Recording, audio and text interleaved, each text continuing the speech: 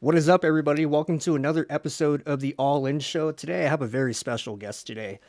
I am joined by an individual who is doing a lot and has done a lot in the community. Today, I have Joey Musso with me. Hey, thank you. Thank you for having me on. I Yeah, not a appreciate it. problem, man. Yeah, it's awesome. What's going on in your life? A lot of work right now. A lot of work. I actually just started up Mussos.com here in Pueblo, and I'm trying to feed the world right now a slopper. Hell So, yeah. yep, I'm actually, I just started the slopper box on my website, and I've been uh, selling Pueblo chilies and Big Jim Anaheims, mild Anaheims roasted, diced with or without garlic, actually, on that website. So, Nice. it's new, but it's been a challenge, but I love it right now. So Yeah, I want to dive into like the history on the chili, but we'll put a pin in that right now. We actually got a slopper box right there. And can you tell me a little bit about what's in that box?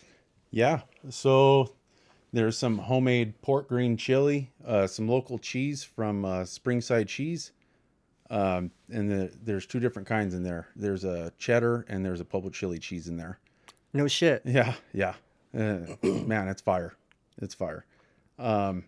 And then there's some homemade bread in there, and some homemade pork green chili, and some Colorado beef. So is that bread like locally baked? Yep, yep. You can actually get this bread at Zolzman's. So this is Zolzman's. yep. And then I actually just added a new box on yesterday. I worked out a deal with Carla Morrow over at Morrow Farms. So we're going to start putting their petites in this box. So this box truly is Pueblo in a box. Nice, Yeah, man. yeah. Nice. That's awesome. Do you want to kind of disclose what other products you're going to be coming out with, or do you want to keep that hidden for the public as No, far as right no. now? Let's do it. Let's talk about it. We can yeah, we can reveal both products. It's no problem. I'm actually coming out with the grinder box. That's going to be the homemade bread. My grandfather, Carl Musso, his recipe sausage, uh, some more cheese, local cheese, and then some green chilies. So that one's Nice. going to be the grinder box. And then we have the slammer box. Same thing as the slopper box, but with Carl Musso's pork recipe. I love that. Yep. It's like a staple, the grinder and the slopper in Pueblo. Oh, yeah. Yep. Pueblo has a pretty big history here with food and the food culture. So I agree with that. I yeah, agree, especially the chili. For some reason, everybody is so drawn to the chili. Like we got the Chili Fest, which the family is. Do they sponsor the event? What is their? no. So the Chili Festival's an amazing event put on by the Chamber of Commerce. Uh, they uh, they get like 160,000 people down there in a single weekend, and it's all just surrounded around the Pueblo chili. So that's super cool. And then what's even cooler than that is I get to be a part of that. And then there's five other vendors down there as well that also sell the roasted chili. So it's a pretty cool event, man. Yeah. Yeah, that's awesome, dude. A lot of people even across Colorado come down for the Chili Fest. Oh, you know what? Being in the mix, I've learned that people come from all over the world for that chili festival. Really? No kidding. What kind of Oh, experiences have you had I've had from? people from Spain, Italy. I mean, just China. Yeah, just And coming from every edge of the earth. You know what I mean? Just all over the globe, just coming to this festival. Of course, that's few, but there's people coming from all over the United States. And the funniest thing is that the biggest clientele is the people from New Mexico. mm-hmm, So, that's a big competitor. yeah, so the people from New Mexico that are just diehard Pueblo chili fans. Even The, from New Mexico, yep, when they go hard for their own chilies as well. yep. They got a lot of ground down there.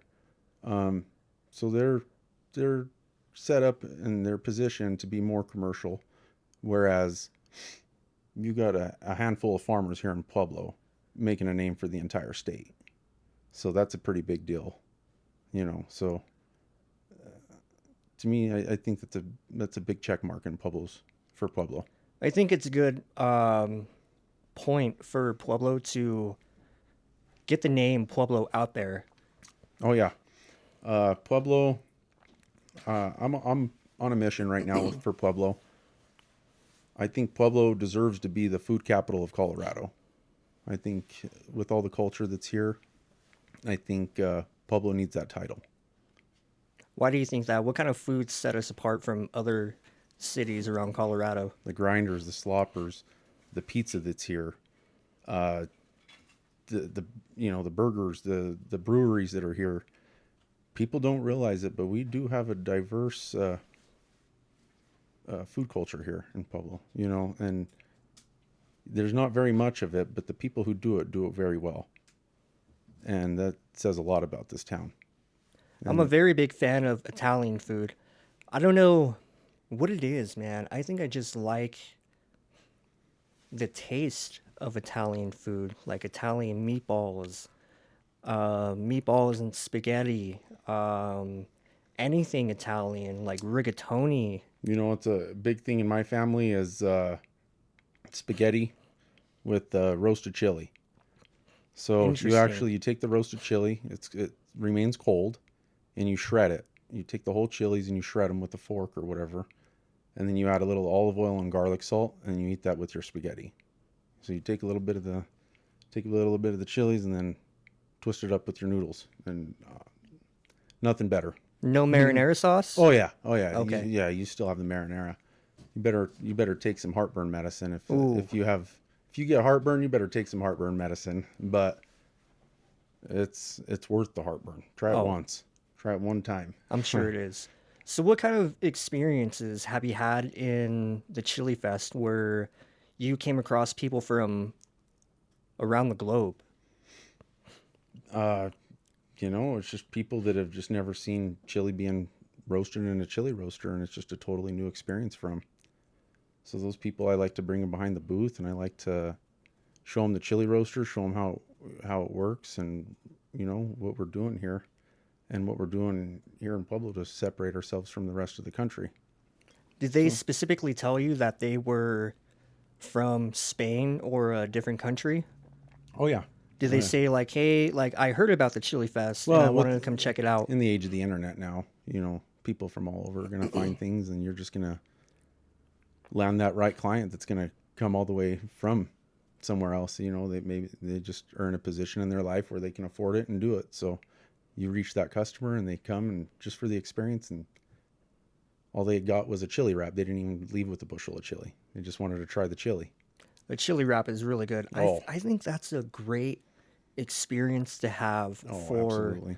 someone who is not native to the US to find something like that on social media and they make a plan to come down to Pueblo just to experience that kind Just of vibe within the city. That's why the chamber has Pueblo experience the flavor. It truly is. It truly hits the nail on the head for Pueblo.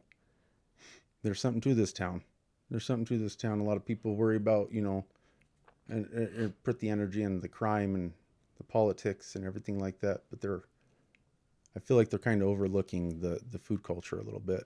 And I think it needs to be really hyped up. I think people put too much emphasis on the negative in such a small town that we're in that they don't think about the positives Right. within what's going on in the community itself. People are so worried about the crime rate per capita, what's going on in the news media, that they don't actually take a second to come down here and experience the real culture that we have within the community. Yeah, right. And I think when people describe Pueblo, it's described like, you're going to the grocery store and you're risking everything you got to not get mugged, and it's just not like that. It's not like that. It's not like that at all. I can't count any experiences in my life where I went to the grocery store, I was walking out of my car, you name it, and I felt threatened for my life. On the contrary, going up to Denver, even Springs, different vibe, different story. Even though they have a bigger population, which plays into, the crime rate per capita per se, I don't, I gotta be on guard. I gotta watch what's going on in my surroundings. I gotta just make sure that I can be able to feel safe in that environment. Whereas, the community of Pueblo, way different. Right. No, I agree. I think it's good to, and that's one thing, I was in law enforcement too. And that's one thing that taught me was to always keep my head on a swivel. Yeah. So that's been ingrained into me. And I always tell everybody I come across, just when that conversation comes up, but just keep your head on a swivel, just know your exits in a store or wherever you're at, and just be aware. Just be aware. That's something the average individual doesn't necessarily have in tune with uh, their senses. Right. Because if you're not working in a job like law enforcement, Right. fire, really those are the two jobs outside of like being in the military where you're taught or it's engraved into you that you got to be aware of your exits. Sit where you can see everybody. Sit where in a place where you can see the exits, the entrances. Because for someone who's working in that job industry, I don't know what it is, but it's just like engraved into you. Maybe it's the years of experience you have Mm-hmm. within that career field that kind of gets you in tune with that potential that could happen. Right. Right. No, I agree with that. Um, best thing people can do is just hear it enough, and hopefully that helps. Just even this podcast, hopefully people hear it and just it makes them a little bit more aware. Yeah, I hope so. And that's something we'll get into. I definitely Sure. want to dive into your law enforcement Yeah, career. yeah. But for the people watching that don't know who you are, just kind of tell us a little bit about yourself, your upbringing. Oh, born and raised here in Pueblo, Colorado. Grew up selling produce. Graduated from county high school in 2009. I pursued a career in law enforcement. Ran for sheriff. That didn't go how I anticipated. Um, got into car sales, and then now I'm getting back into the swing of things and hustling slopper boxes, going all in on that. So when you grew up, did you have both parents present in your life? No, nope. Actually, it's my father's birthday today. No shit. Yep, yep. Do you I want to gotta, talk about that a little bit? not really. Okay. I'll call him and wish him a happy birthday. We're closer now than we were growing Okay. up. Oh yeah, That's good. yeah. I Oh kind yeah. of have I wouldn't say similar, but I didn't grow up so flashing colors. Sure. But as you get older, you mature and you realize your parents are your parents, Oh yeah, absolutely. and you gotta build a relationship with them stronger now, even if it wasn't stronger before, Mm-hmm. because you're not gonna have them forever. No. Good or bad interactions growing up, you gotta establish a relationship with them, and at the end of the day, just say, hey, I love you. That's it. Brought me into this world. Yeah, You know. exactly. I'm so thankful for that. Thankful for the whole experience. What do they say? Your chances of existing are 400 trillion to 1. I haven't heard that actually. So your chances of existing as a human being are like 400 trillion to 1. So you probably should make the best of it. I mean, going on that note, that's a very accurate point because, in sexual reproduction, your chances of, being born, you're racing against other sperm, to hit that egg. So it's crazy how that happens, and then next thing you know, a person's born, and they say everything happens for a reason, right? Absolutely. I'm a firm believer in that. Firm believer. I hear it all the time. I have a hard time believing that, but I like to think in the back of my head that that's a true statement. It's true. I'll tell you why in my own experience.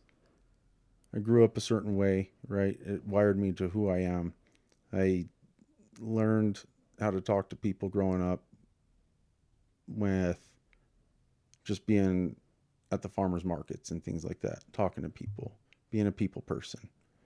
learning about people, knowing what people like. Just you kind of just figure out the psychology of people. And you know, when you're selling something, it's your bread and butter. You got to know things like that. You know what I mean? So I learned how to talk to people about food. I always would have all these sweet elderly ladies that would come to the farmers markets just to buy from the kid that was selling produce from Musso Farms. And I'd go down to the little claw game at Midtown Shopping Center at the farmers market. Yeah. Right. So that market there back in the day was on Tuesdays and Fridays, but I'd always go down there and I would go to the Bolero lanes and I'd go to the claw game and I'd win all that jewelry. I was really good at winning the necklaces, right? It's the easiest thing to win. But then I'd come back up and, a piece of cheap jewelry, it cost 50 cents. But when you would give it to these elderly ladies, it meant everything to them when they'd buy some produce. And you'd get returning customers. So I figured that out as a kid. And then, fast forward to getting into law enforcement, dealing with a whole different type of person, seeing the opposite side of people. You're never called for anything good. You learn to talk to people totally different when you're in law enforcement, right? You got to be firm, but you got to be fair. And you got to not violate rights. You know what I mean? You got to really tread that line and be a good officer or deputy or whatever you are. You got to be good at it. And you got to take care of people. And you got to understand that people fuck up. People fuck up all the time. I fuck up all the time. It's part of learning. Some people fuck up worse than others, and some don't learn. And that's kind of the problem right now that we have in Pueblo with the crime rate. But I think some of our leaders right now are doing a good job at trying to correct that. Definitely in the city they are. Not so. That's another thing. I got my own opinions on what's going on in the county. Yeah, just because I reside out there, but we don't need to go into all that. If it's up to you, but anyway, going back to learning how to talk to people that are in a bad situation. You just learn people. You learn both sides, and you understand that everybody has problems. And so you got to give everybody grace, But then moving forward, I went through an election and I realized, I ran for sheriff. I went through an election and I'm just recapping. We'll get back in all this stuff, but I ran through an election and I learned that trust is a big deal. You can't Absolutely. trust. You can't trust anybody. You got to be able to trust when you're individual. running for politics. You can't trust anybody. So even the people that say that they're for you, it's unfortunate, but you got to go into it knowing that you're being bullshitted a lot, so much. But knowing both sides of people, I knew when I was being bullshitted. You know what I'm saying? Mm-hmm. But I'd never call it out. I can care less. I know there's going to be people for me. There's going to be people against me. It's just the reality of politics. But then I got into car sales. And I learned how to sell really big items to people. So I think knowing people through and through and trying to do what I can to help people with what I got, with what little I got right now.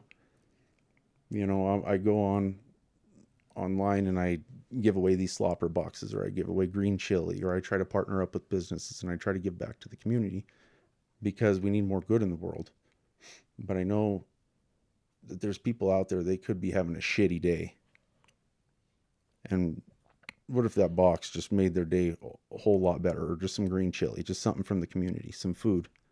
Who doesn't feel good when they eat some good food? What if you're feeling shitty and you eat some good food? You're going to feel pretty good afterwards. So there's something to say, about giving food back to the community. And I'm working on that, and I want to partner with more businesses and try to give more back to Pueblo and really put a light on that food culture. That kind of goes back into Yeah, what you were yeah. saying about how the food culture is really big in the community, and food goes a long way. You know, after a long day, you get home and you make a home cooked meal, and everything's just right. You know, Mm-hmm. the food's right, the Oh, environment's right, and it just feels absolutely. great. So I love that perspective because that's how I feel. You know, when I eat some good food, I'm like, dang, this hits. Like Oh, this yeah. is what kids are saying nowadays. It's fire. It's great. Like it's Uh-huh. good food, you know, and metaphorically ties into the actual term of Pueblo chili, fire, a little spicy, but at the end of the day, overall, great product. It has such a great taste. It's packed with so much flavor from just being a chili because you can put it on anything. I've heard people put chili, green chili, on mashed potatoes. Yeah. Oh, And I'm like, I oh, never yeah. thought about that. I've never done it, but to substitute that for gravy sounds, I gotta try it one day. So going back into winning that claw, winning the jewelry from the claw, giving it to these citizens or these older folks that come into the market, Sure. that kind of lesson stuck with you throughout your whole lifetime Absolutely. on just learning the psychology behind individuals. Yeah. That's why just knowing, you know, just doing good by people. And I'm not trying to sound conceited or like, oh, I'm doing all this. I don't want to come off like that at all. These are just life lessons that I've learned out through years and years. Just, you know, everybody has their own experiences. I'm just only speaking on my own. So I want to make that super clear. These are just things that I learned. But yeah, I want to take care of people, you know, as best as I can, as, you know, when I can, you know, and when necessary. And I think that's what made it really, I wouldn't say easy, but easy to talk to people as a cop. You know, once you figure out both sides of people, you know, it takes you about 5 years to get understand. And when you're in law enforcement, the butterflies are always there because you're always, you know, on the lookout, but it takes you about 5 years to just understand the job, like through, you know, as through and through as Hmm. possible. But you learn these skills early on Yeah, in your yeah. childhood, So how to talk to people. right. And so it's just still learning the job of law enforcement itself. It's still, I would say it took about 5 years, you know, and I worked in the detention bureau and I worked on patrol. I was a school resource officer, so helped kids. So that was really cool. I was a dare officer actually, so that was cool. The sheriff's office sent me to California, Napa Valley, California, actually for 2 weeks to become certified in that. So that was, To be a dare officer? yeah. So that was a pretty cool thing. We'd go into the fifth graders and teach all that cool stuff. We didn't bring the. I don't know if anybody out there remembers being a dare student in the 1990s, but I specifically remember when they would bring in the briefcase of all the different baggies of drugs, and it was the actual drugs That's insane. to show the students.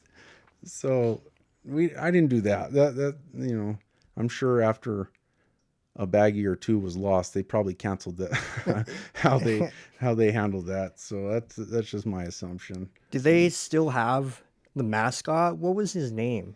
Do you know? The lion. The lion. Gosh, I can't remember. Is it Leo? I don't know. I We don't can know. call him Leo. I know he was. It was a tiger. No, it was a lion. A They lion. gave me a stuffed lion That's what I after the meant. Dare program. Dang man, Yeah. that's what was it? Darren. Darren. That's a Darren. weird name for a mascot to be Darren. prohibiting narcotics and drugs to the younger generation. Who Who wants a mascot named Darren to be approaching their kids, telling them don't do drugs? Just a mean old lion, huh? I mean, the Just lion, they had it growling, on. just growling at you. Yeah, they had that point right, but the name, they need to do some rebranding on that name. That's funny. And I think they have. I'm not 100% sure. Honestly, I haven't seen anything related to Dare within the past. Well, Darren, Dare. Ah, Makes sense. that does make sense. But still, Darren, the Yeah. Dare mascot, that, it's a I don't want to say fugazi because it's not. Fugazi. That's kind of like the word that came to mind, but it's you guys gotta rethink how you're approaching the kids. You got the mascot right, you got the program, like everything else is hitting the check boxes, but the name Darren, come on, Darren, you can do better than that. So Let's change the name, Dare. yeah, exactly. I think the people should vote on what the name is for the lion. I What do you think? I think so. Democracy. Democracy. Yeah, that's hilarious. So, growing up, were you involved? Because your family's Italian, right? Yep, Sicilian. Sicilian. I want to get into that. I'll get into that after this question because I found some interesting research when I was looking up the Musso name when they first came to Pueblo. So that's something interesting. I kind of want to see if you know any Yeah, information heck about yeah. that. I don't know a whole heck of a lot, but it'd be interesting to see what you found. All right. But growing up in an Italian kind of culture, were you involved heavily in the Italian culture? Was there like Italian inspired like dishes growing up? What was the Italian culture like growing up? Oh man, it is just families used to get together on Sundays. I see that's a big thing for Italian families. And Do you know why that is? I just think it's just take a break, take a break from reality and just have a moment of family. What was the Italian dish your family made on Sundays? Spaghetti, meatballs, salad. Yeah. Oh yeah. I've seen that all over. Oh yeah. Yep. What Some else? sauce that cooks all day long. Starts Yes. grandma's or Nana or Nani or Nona or Mana. There's so many different names for the grandmas out there, the Italian grandmas. But yeah, that's a big thing, or it was a big thing. A lot of them are unfortunately passing, and that's it's not what it used to be. I think Not what it that's used to for be. most families nowadays. Yeah, we're living a pretty busy American lifestyle right now. Everybody's busy. Yeah, unfortunately that happens, Oh yeah. as the families came into Part of America. adulthood. Yeah. When they had their family, it was a different culture back then to where, me and you living in today's modern society, it's a whole different ball game, if you would, on the whole culture behind Oh just yeah. sitting down with your families and actually engaging in the love and the whole nine yards conversation, Oh just yeah. really enjoying those moments with your family. Mm-hmm. Oh yeah. It's just a different world. In the age of technology, Hmm. a lot of people would rather just sit at home, be on their phone, watch Netflix, Yeah. just kind of just melt into the couch. And geez, who won it, right? Mhm. Busy. Everybody's busy all the time. Yeah. So to an extent, it's understandable, but I think human beings have kind of evolved in a different direction, but I think they're kind of waking up a little bit and realizing, I want less technology. I want less of this bullshit that I'm seeing on social media with the news and the bad shit that's happening in the world and yada, yada, yada. So I think it's going to have an opposite. I think the pendulum's going to start kind of swinging the other way, but I mean, that stuff will always be there, but I think people are just kind of figuring out, I need a detox from technology for a little bit, but it ain't going away. It's in the age of AI, and it ain't going away. But That's an interesting. we're it'll be different. It'll be different. You think so? Oh yeah. I think People will be shopping on Mussos.com with VR headsets, picking out their grocery items. you're You not. know what I'm saying? That's just how it's. You're not wrong. People are People are gonna work from home more. People are gonna. Yeah, it's gonna be weird. They're saying a lot of jobs are going to become obsolete in the next 10. Realistically, I would say 30 years. I don't want to say 10 years, no matter who disagrees with me or not. But, we thought this was going to happen. We thought flying cars were going to be a thing. We thought those, from Back to the Future too, those Nike, you just click a button and your shoes lace up kind of thing. How cool would that be? They're working on that. That would be sick. They came out with a prototype. Uh-huh. But, everybody thought it was going to be like that 30 years ago. And although we have progressed into a more artificial intelligence world, I don't think that, because there's certain jobs that need human empathy, human interaction, like being a police officer, being a firefighter, being a nurse. I don't think these are jobs that you can replace with AI. No. If any, well, maybe. I mean, yeah, maybe, because like iRobot. They talk about universal basic income for everybody across the world eventually. So all these jobs are going to be taken. You just kind of have your own robot that does its own thing, and then you just generate your income off of that, or you just don't do anything. I just watched a podcast with Elon Musk actually, and he's just saying people just have either their passive income, or they'll have just the government will just take care of you, right? Yeah, I don't want to depend on them. Not me. It's crazy to think about. I don't want. Fuck no. As much as I would love to see the advancements in technology reach that pinnacle, I don't want to be put in a position where my job is jeopardized by AI, or I'm not going to be able to make some type of money if I don't get involved with AI in some capacity. Right. I think everybody's going to have to eventually. Eventually, I think that's going to be a turning point in the whole world, where we're just going to have to come to terms with this is how we're going to be living. Mm-hmm. This is the modern day society. Yeah. Oh, it just like anything else, just everything evolves. It just becomes a new normal. It's crazy to think about, man. It really is. But getting back into the fact I found, let me see if I can pull it up. So the general basis of what it was that Musso Farms, I shouldn't even say Musso Farms, but the family name, Mussos, the family came, let me just look it up real quick.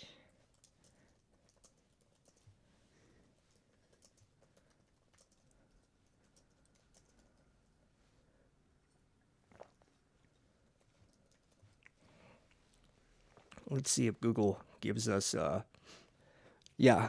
So this is what I was telling you about when I first met you, the fact that I found. So it says the Musso family came to Pueblo from Sicily with...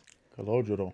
Yeah, I can't pronounce this name, but... Calogero. You got it. You got it on... Do you know that? Is he a part of the family? Have you heard of him? Yeah, I have heard that name. Interesting. Yeah. Arriving around 1904. My cousin actually named a son after him. No shit. Yeah, Calogero. So this goes back, generations. Mm-hmm. Starting 5 generations of farming. The famous Musso farms and the restaurants marketplace Mussos grew from these roots, with the restaurant specifically operating in 1991 to sell their product and famous sausage. So there is another fact in this that it's not in this Google search right here, but they came to Pueblo for the soil. Oh, okay. Yeah. So that was one interesting finding I found. But overall, this is what I was getting into: is they came from Sicily to Pueblo in 1904 to start their farm because of the soil we had. And we have some good soil, because Oh, Rocky Ford grows their watermelons because of the well, soil. some of the best watermelons in the country. That's what people say, man. They grow some pretty good watermelons out Oh there. yeah, The county is known to have a good agriculture environment to grow mm-hmm. products and produce. Right, right. I, there's Colorado's known for a few items. And maybe I'll miss some, according to some people, but the watermelons, the cantaloupe from Rocky Ford, Mm-hmm. uh, the chili, the corn from Pueblo. Corn's a huge deal here in Pueblo, bigger deal than what's put off by the rest of the state because you got Olathe. They're famous for their sweet corn, and then a lot of people like Olathe, but people have never tried sweet corn from Pueblo. Their opinions would change quick. Is that grown in the county? Yeah, the sweet corn, Mm-hmm. the yeah, oh yeah, right here in Pueblo County, and then the Olathe sweet corn is grown in Olathe, Colorado. Okay. Yeah, but sweet corn in Pueblo, it's there ain't nothing like it. And then Really? oh yeah, I'm oh gonna yeah, have to give that a try. oh yeah. That That's that was the original foundation of the farm when my grandpa no shit. turned Musso's Market into Musso Farms. Uh-huh. Oh yeah. So do you know what kind of history have you been told about your family name growing up? I don't know a whole heck of a lot. Um, I know a little bit, but not. I didn't know the year. I knew it was either going to be the late 1890s, early 1900s. Um, I know that they came in through Louisiana. I don't know what part of Louisiana, but yeah, I don't know. You just answered my question on why they settled in Pueblo. The soil. I've done my own, little bit of research, and I found that the Musso name goes back to some other parts where it was big in agriculture. Um, yeah, so there's that, and then we're actually related to the Paris's here in town. I don't know if you know Paris's Lounge, Mm-mm. Vicky Paris. That's my grandmother, my grandpa's wife, his or her sister. She has Paris's Lounge here in Pueblo. But yeah, it's kind of wild how everything just happens. I don't know a whole heck of a lot. I don't know a whole heck of a lot uh, on the whole history of the family though.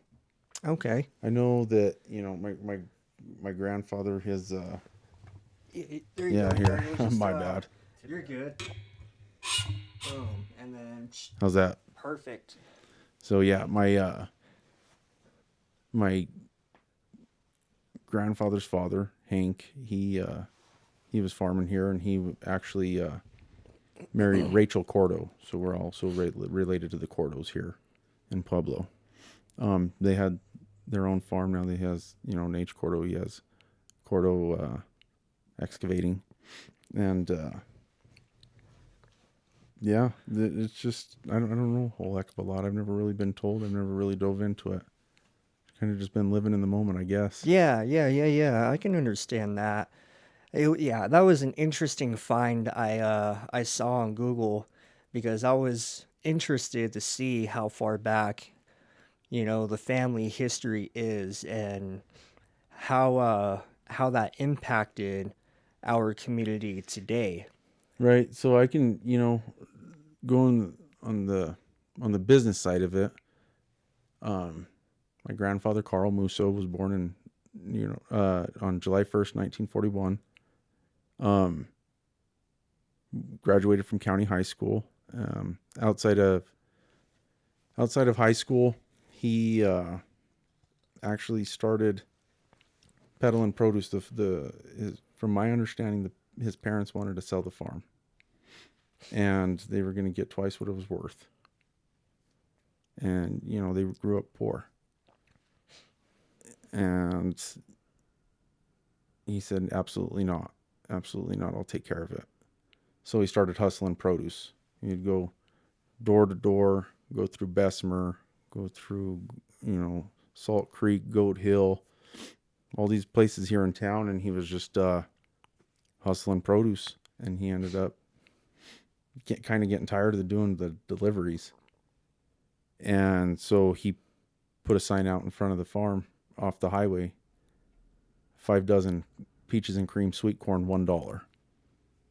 A whole sack of corn for $1. And the rest is history.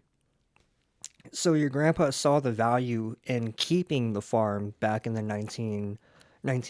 He was born in 1941. Yeah, end of the 1950s, into the 60s. Did he ever tell you why he kept the farm? Like, what was the value he saw? It was just a way of life. For them back then? Yeah. Is that kind of all they knew? Yeah. Was farming? Farming and, just working hard. That makes sense, because that goes into the era, like, post Great Depression, post World War II, where this was a part of, if you lived in that kind of community, it was a part of the culture. Farming, creating that kind of, like I was saying, produce and products for the community, because that was so big for them living in those kind of rural areas. You would provide these products for the grocery stores, for these businesses, when it was a time for to thrive, So that's interesting, that's cool to hear some of the history behind the whole Musso farms. Oh yeah. So he came from what they refer to as the greatest generation, right? You ever heard that term? A few times. Yeah. I'm not really educated on the term, so they just don't build them like they used to. You know what I mean? They just don't build them like they used to. My grandpa's told me stories where, he was working at ABC Rail here in Pueblo. He worked there for 31 years, but while he was working there, he was also operating the farm and operating the restaurant. This is when I say they just don't build them like they used to anymore. He would go into the fields when it was time to get water. You don't get to decide when you get water in the fields. When the water comes, it's time to get water. Okay. So, yeah, if water comes 2 a.m, 3 a.m, you better get it, or else your crops are going to die. So when you say water, what do you mean by that? Just the water's coming through the well or whatever it is, you know what I mean, from the Bessemer ditch. It's coming. And that's what provided the water for the crops. You get so many shares of water, and so it was very sparse at that time. You just gotta be on your game. You know what I mean? Just know when you're gonna get water for your crops. So say it comes 2, 3 a.m, we'd go set it, and then this is the craziest part. He would go to the end of the field, because if you set the water, sometimes, maybe something happens and the field will flood in the middle or something, you know what I mean? Because your rows aren't dug properly. So he'd go to the end of the field and he'd sleep. He'd put his hand in one of the rows and he'd pass out for a few minutes just so he could get a little sleep in, because he was doing 3 things, running the restaurant, running the farm, working at ABC Rail. So he'd put his hand in the bank there, and when the water would hit his hand, he would wake up and he knew it had reached. So then he'd go make sure that all the other rows reached and everything was good, and then head over to the restaurant and start a pot of green chili for the morning. Dang, man. So, that's a workload. They don't make them like they used to. They do not make them like that. That was a generation where you grew up tough. Oh. You didn't grow up soft. No. You were growing up learning how to make it through actual hard work and labor. Oh, yeah. Yeah. And it just goes to say how that shaped American Revolution, through the next few decades, Oh, you yeah. know? So man, that's crazy. If I can, I wouldn't say I would go back to that time, but if I had a time machine, I would want to go back and experience that Oh, kind of work ethic right there oh, and what yeah. their mindset was going through that time period. I can't even imagine. I couldn't even I, imagine either. it's just such a different world. And you look around and you see what all the men are doing now, and it just almost just doesn't compare to what the hell they were doing It's back in the like day. a It is so different it's when a you look at it. softer generation. Oh, And they just like a man now compared to a man 40 years ago, it just doesn't compare. no, no, no, no. I hate to say it, there's a lot of pussies out there, though. Hey man, I There mean, you is. got to speak the I'm like, truth. yeah, it's the truth. And, forgive my language to all the viewers, but Nah, I it's mean, the truth. you can be as I'm, real yeah, as you I need to am going to be. be real. But that's the truth there. You may not know it all, but man, you better work hard in something. You better work hard in That's something. spot on. Because back in those days, these men would have calluses. Not saying they don't now, but this was calluses from hard labor they put in. They go home, and it wasn't any It complaining. was just one giant callus. No, Exactly. you know what I mean? It was just they were that hard of workers. No complaining, no No, bitching, nothing. wasn't worth it. Wasn't worth it to bitch or complain. It didn't matter. And now men bitch about, these calluses on their hand and, how much work they're putting in. Don't get me wrong, there's only a few breed out there of men Sure. that are actually about it. Oh yeah. But the percentage is very low compared to the percentage of men that are actually about putting in the work. Oh yeah. Yeah. And today's society is way different because, social media has just shaped the way how we view on how we make revenue and how we can actually work in today's society.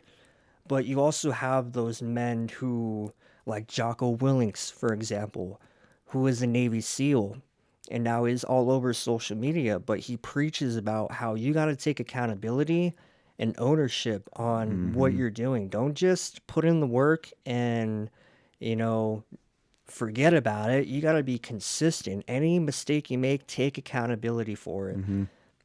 But he was also a SEAL back in the day where, you know, those kind of men still existed. It was from those generations of men putting work in the 1940s and bestowed that knowledge and work ethic into their children. So he probably grew up, learning how hard work Oh yeah. was. And then now he's going on social media just preaching about it. But now you see people on social media preaching about it and they're not about it, you know? Mm-hmm. Yep. It's a different world. Yeah, it is, It's a man. different It world. is. I want to get into something. I don't know if you have any knowledge about it, but since we're kind of in the topic of Italian heritage and, going back to the 1940s. So when Pueblo was booming back in the 1920s because of the steel mill, for some reason, the Italian mafia had a very big presence in Pueblo. Everybody in Pueblo knows this, Sure. you know. But when it comes to like Italian names, everybody always associates every single Italian name with the Italian mafia. I don't necessarily think that's true. Even in today's Pueblo day and age, I think it's all going back to the word Fugazi. I think it's just rumors and hearsay. But the lore behind it is very interesting because it kind of, I would say, brought, number one, some good history to Pueblo. It's very important to know the history Sure. in the US and in your community. Number Absolutely. two, it brought some innovation and it boomed the town a little bit for the community. It did a lot of things, but Yeah, growing up, did you ever hear any like Italian lore? Like, was there any stories that you heard about that you're like, dang, that's so. I mean, I'm gonna say cool because I think it's cool to No, know this. I mean, if you're into it, you're into it. You know what I mean? It's just, it is. It's a part of history, and it happened. There's no denying that it happened, Yeah, and we got to learn from history. So I think it's good to talk about history. absolutely. But yeah, I've heard some things,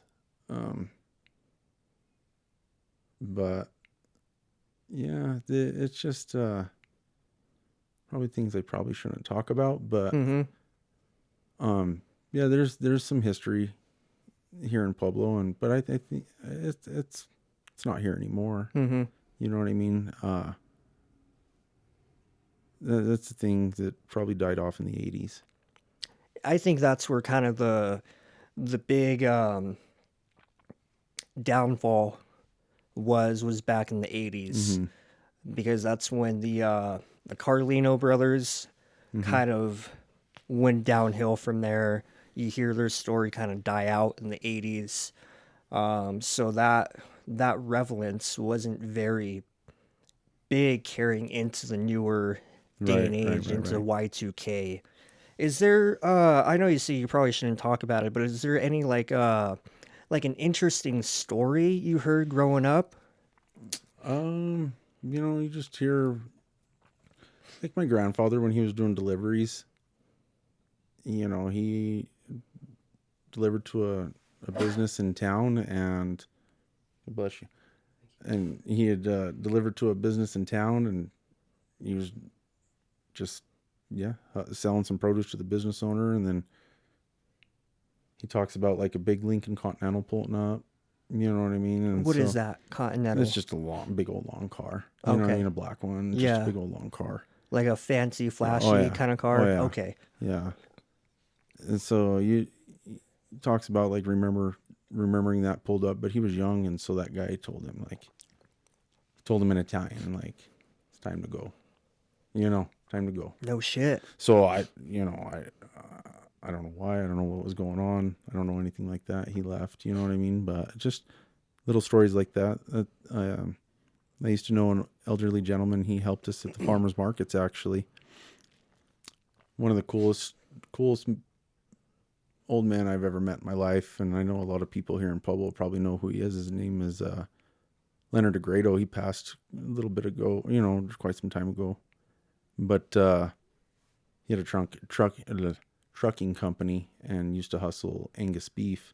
But geez, he had passed. It's been 10 years, I bet, or better, now that I think about it. But his he told me his father was hiding in the backseat of a car during the Baxter shooting. No shit. Yeah, yeah. So How long ago was that? I can't remember the year Okay. of that, but there's definitely here in Pueblo and off Baxter Road somewhere. It was just, Damn. In the but county. yeah. So from my understanding, and you can fact check it or whatever, but make sure I'm right. I don't want to say anything wrong, but Let's I think it Google it. lasted for about 3 days or 2 days or something like that. You said it's It wasn't just like a bang bang shoot back and forth. Like it was like a war down there. the For Baxter shooting. for 2 or 3 days. Like yeah.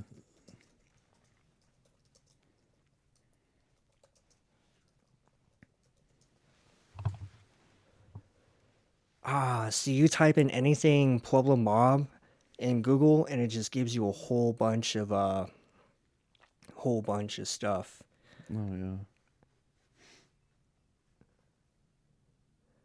I don't think we're gonna find it, but I that don't, is but I know it's in insane. it's either in the Carlino book or it's in that Mountain Mafia Oh book. yeah, yeah, yeah, yeah. But and I think you can pick those up on Amazon. Yeah. But yeah, the Carlino brothers and the Mountain Mafia book. But those, yeah, one of those talks about that. But it was just crazy because I had heard that. I haven't read those books, but I had heard that from him when I was a kid. And then years later, I heard about it being in one of those books, and I was just like, wow. You know what I You mean? kind of put two and two Well, I was just together. like, I was one person away from somebody that was at the Baxter shooting. Oh, okay. You know what I mean? So it's Yeah. kind of cool to think about. So you knew someone, or So you it was had his father that Okay. was hiding in the back seat. But I don't know, he's like hiding behind a bunch of alcohol. Okay. He's just in the wrong place at the wrong time. He didn't want no part of it, but he just happened to be there. But I don't know how long he was stuck in that car, when that was happening, or I don't know any details about that. But these elderly guys, they give bits and pieces of story. Oh, There's so much yeah. history that's not told, because Absolutely. these guys know.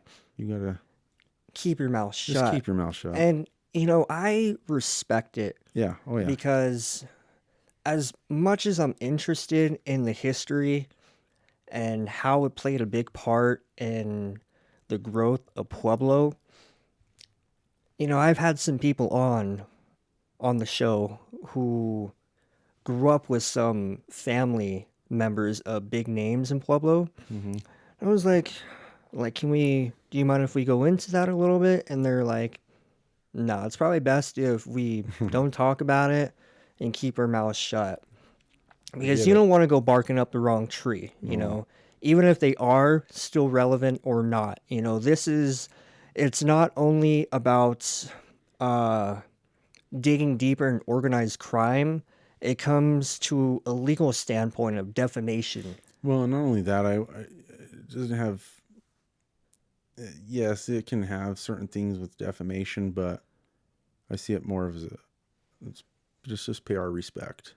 You know what I mean? Let's just not put it out there too much. Because you never know, man. Who's listening? You never know. Exactly. You know what I'm saying? Who's listening? Yeah. No, So, I understand that. There's certain things, I'm cool talking about, but Yeah. but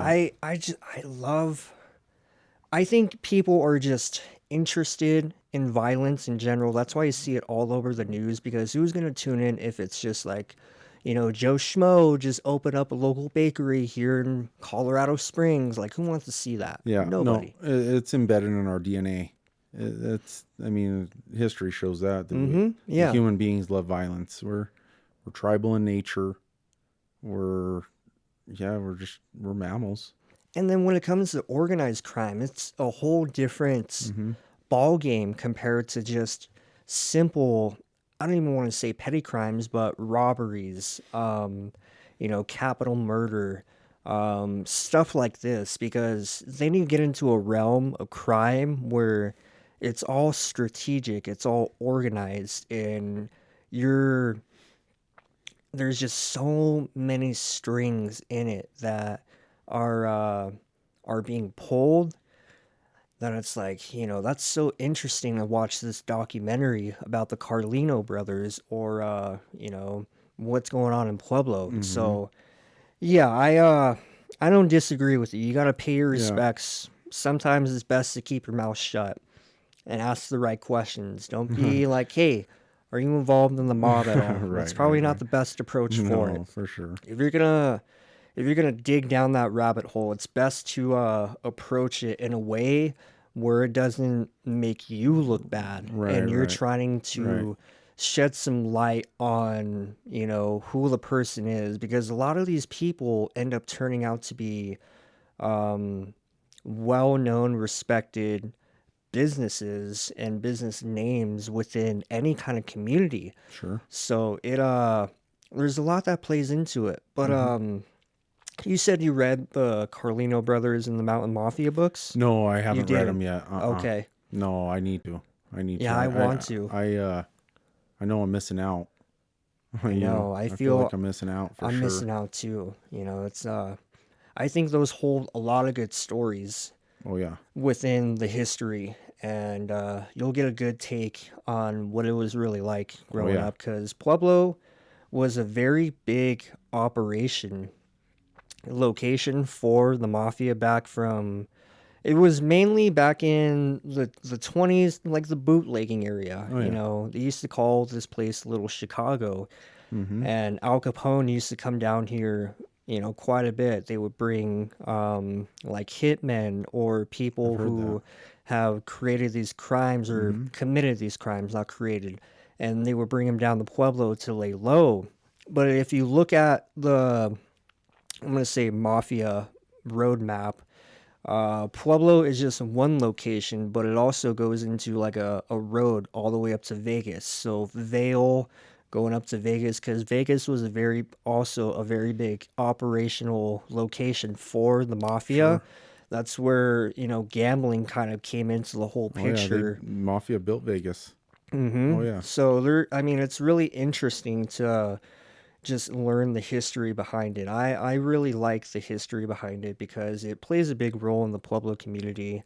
Um, how everything transpired and all that stuff. Why do you think the Italians, not anything to do with the mob, but the Italians kind of like were drawn to Pueblo? Because you hear a lot of these Italian names like the Mussos, the Colettis, Ians. You see all these businesses up and down northern and everywhere else in the It's just county. it's just history. It's just history with its roots in the soil. So these businesses have just continued on, and I mean that's got to say something about Pueblo, right? I would say so, It means you can succeed in Pueblo. no matter what So anybody yeah, no says. matter what anybody says. So it's not a bad town. It takes a lot of hard work. Absolutely. I think anything Mm-hmm. in any venture you go down is going Yeah. to require some form or fashion of hard work. Oh, Take, for absolutely. example, you're working a 9 to 5. You're going to have to put in work. You're going to Mm-hmm. have to work hard. Yep. There's been days, I mean, I work in an industry where there's days where I have to work hard. But even working at like an office job, you're going to have to put the work in. Mm-hmm. Just get it done. And there's something about I've heard um this I don't want to say topic, but I've heard this description about the community of Pueblo County quite a bit through the residents is that we have a lot of hard working class individuals who love the community, who, grew up and built the community through hard work. Oh So yeah. that goes to say something about what kind of town we are. Yeah. Oh, for sure. Yeah. But, like we talked about earlier, there's a negative perspective of Pueblo, but there's also a positive perspective, and I Absolutely. think the positive outweighs the negative. You're You gotta talking about 1% of the population kind of screwing up. mm-hmm. You know what I mean? 1% of like the Colorado population, because a lot of people in Colorado, a lot of the population in Colorado, when they hear the word Pueblo, they think of like what we Redhead's a were saying, stepchild. the redheaded stepchild, which isn't what it is. No. No. And it's funny to me every time I hear someone who's not from Pueblo say Pueblo, they're like Pueblo. I'm like, ah, that's so funny. Yeah. But Or yeah, or Pueblo. PL. yeah, Pueblo. yeah, yeah, yeah. I agree. How'd they go, pee guys? We're back at it. So, I want to get into your law enforcement career. Ooh, okay. Is that cool with Yeah, you? yeah. All right. Yeah. I'm just interested Yeah, in, for sure. because I'm in the medical field. My Right, goal right. is to be a fireman one day. So we work hand in hand with law enforcement, Sure. EMS, all these guys. And, I mean, fire, EMS, and law enforcement share very similar experiences when it comes Absolutely.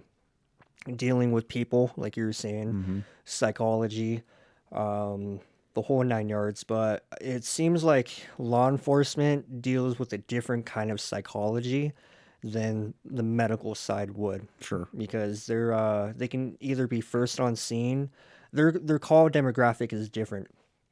We can get a call for a fire or a medical call, but you Right. guys will get dispatched to domestic violence Oh yeah. or shooting, stabbing, Oh yeah. stuff like that. So you said you were a 10-year veteran with Almost 10. Yep. Almost 10. with a law enforcement agency. So I want to get into like how did the process look like when you were applying for the job? Oh, so a little bit of a process actually. Yeah, you put in your application and then You got to go take a written test. You got to go take a physical test. And you got to do at the time when I was doing it, you had to go do the obstacle over there at CSU Pueblo. And then, and then if you can move on to the next round, you could do a psychology test.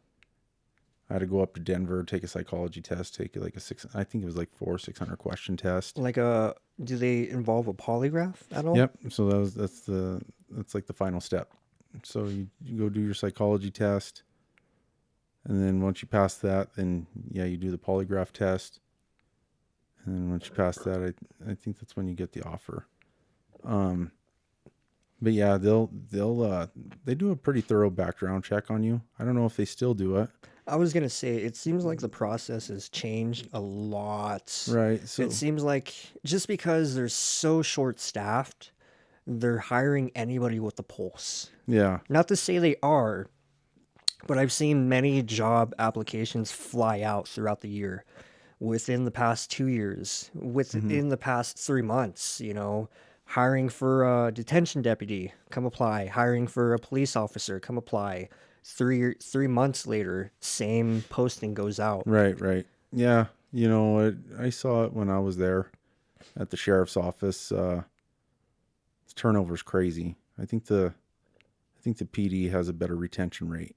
Why do you think that is? Do they not pay enough? Do they not treat their people well enough? At the time, I don't know what it is now, but at the time, I know when you started off at the sheriff's office, you made a little bit more than a starting PD guy, but then like the city just has it. At the time, the city had steps that were just set a lot better, where you'd climb faster and you'd get raises quicker. You'd get better benefits, and they just did. They just. I would say that when I was there, and it still might be like that, you'd have to ask a sheriff's deputy, but when I was there, it was just like the grounds to go to the next best place. It was just like, all right, get trained here. Now you can go somewhere else that's better. Yeah. And I think that's probably still a problem there under the current. Yeah. Yeah. We'll dive into that because, like you're saying, there can be some better leadership within the political community, but Sure.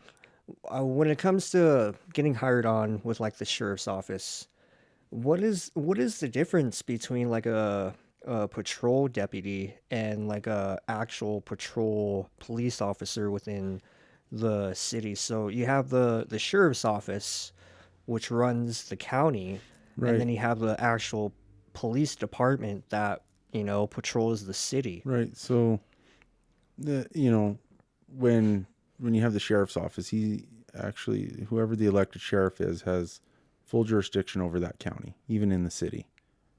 But the city is a municipality, so the city gets to run their own department. And then deals are worked out behind the scenes where we'll handle this area, you'll handle that, whatever. So like the city at the time, I'm just speaking from the past, but when I was working there, but like Beulah Mountain Park is owned by the city, but it's right dead center in Beulah. So the sheriff's office is just going to take care of that. The trailer park in Red Creek Springs Road. Okay, yeah. That's the sheriff's office jurisdiction. Goodnight area. It's the sheriff's office jurisdiction. And there's a few other areas, but and then city does their thing. They just stay in the city. But I know there's some city officers now that are actually sworn in to handle stuff in the county. Okay. Yeah. So it's just two different jurisdictions. Right. Okay, I see. So just because Pueblo is its own municipality, it covers the city of Pueblo, and the sheriff's office is a county. It covers all of like the surrounding areas, kind of thing. So like you got Avondale, Boone, Vineland, over there by what is it called? Off of exit, I don't know, it's 119 or something like that, but it's right there off I-25, Midway Ranch. Okay. Sheriff's office handles that. So, Rye, Beulah, and then Pueblo West, of course. In But Pueblo County, yeah, correct? so in Pueblo County, yeah, which I was calling Violin, the Mesa. So yeah, they have all that, and then the city just takes care of the city. Okay. But So they have their, don't be fooled, they have their hands tied. what do you mean just by that? just being in the city, it may not. Sheriff's got a lot of ground to cover, but there's a lot of, I'm not downplaying it by any means because I know I work there. There's a lot of you're called to call. Both agencies are called to call. When you're at the sheriff's office, you're close. Your closest cover, if say you're down in Rye or Colorado City, your closest cover sometimes can be in Avondale. And when And you could you be in a situation where you're calling and screaming for help over the radio. when you say closest cover, what do you mean by that? Say you're handling a call by yourself. Or you just pull over a car or something and shit just goes sideways. You didn't expect it, whatever. Now maybe they got a gun. Maybe something crazy's happening, right? Your life's at stake. Your closest partner could be in Avondale. Or, Okay. you know what I mean? I Or see what Pueblo you're West. saying. Yeah, yeah. So they got all that drive time to get down there to help you out if you're by yourself. Yeah, and that's like That's scary, right? that can be a 30-minute time frame from Minimum. dispatch to actually receiving the call to from the patrol deputy to getting Yep. on scene. Yep. So, Have you ever encountered any situations like that before?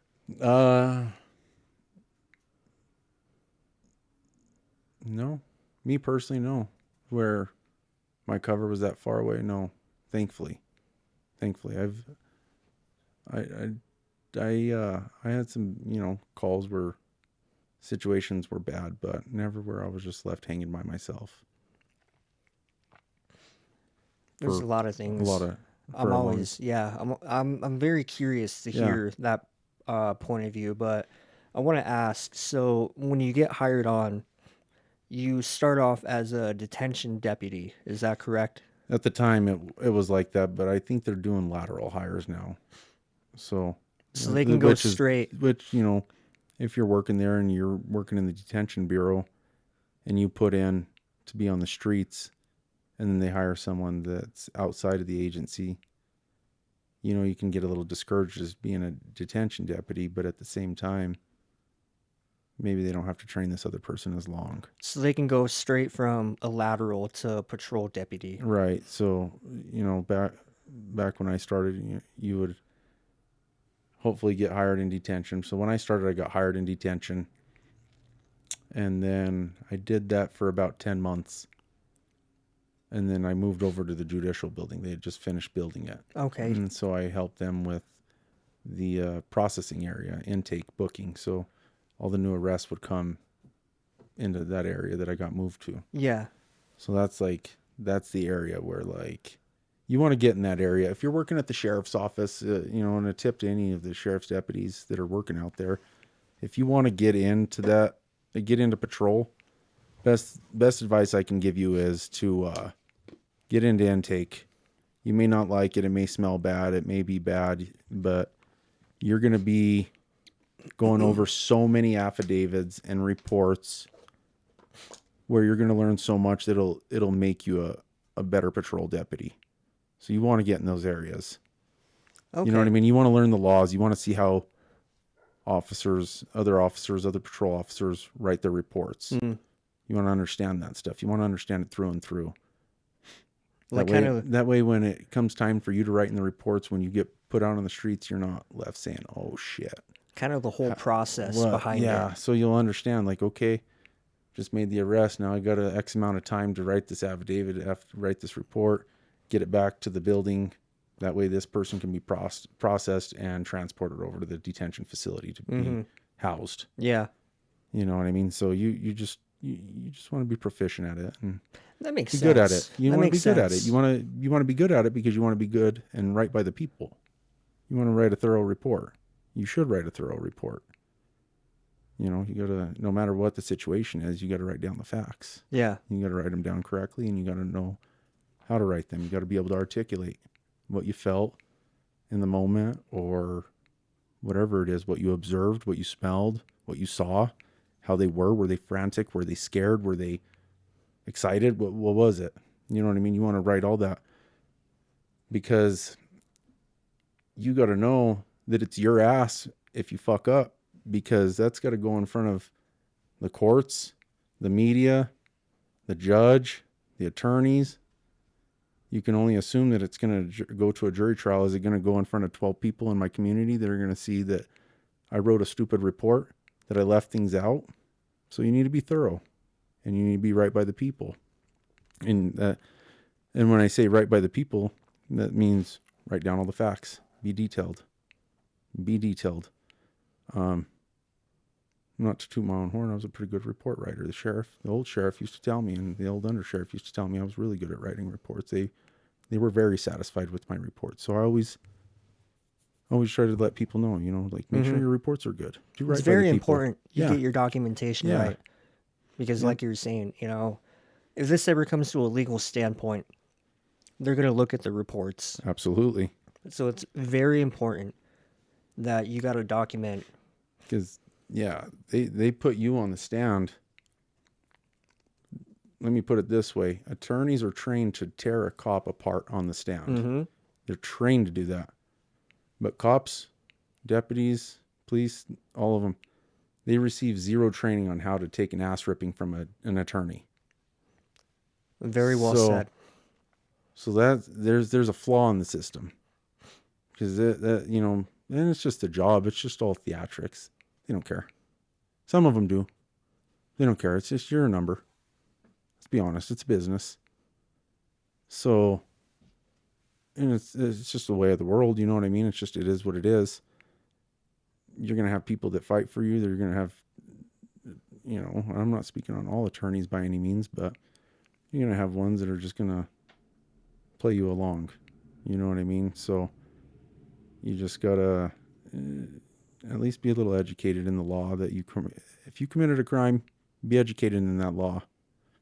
That's, best advice I can give to somebody who commits a crime, I guess. But and I'm not trying to give anybody, look over the law and see if you can get out of it. If you did wrong, you did wrong. Just own it and move on.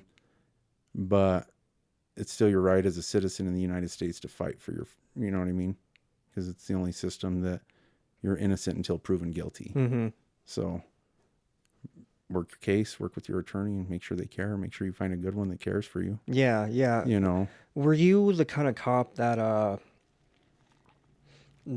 was like, that showed you were just, at the end of the day, we're all humans, right? Absolutely. So absolutely. When it came to encountering these situations, did you have like a genuine, I guess, connection with them instead of being like an asshole? You're like, hey man, like just try to be down to earth with them. Yeah. And sometimes you'd walk into a call and right off the bat, you motherfucker, they're screaming and hollering at you or whatever. But yes, you're human. Don't get your feelings hurt though. It's just part of the job. Don't get your feelings hurt. Understand that individual is dealing with something on their own. It is not part of your experience. The only thing that you're here to do is your job. And try to, maybe they're frantic or whatever, but they're still human. They still have emotions, and they got to work through those emotions to come to a solution. And you gotta kind of figure that out too during your investigation. You gotta come to a conclusion on your own. And you just ask all the questions, and wherever the answers take you is just where your investigation takes you. And then if they violated, they violated. You know what I mean? And it is what it is.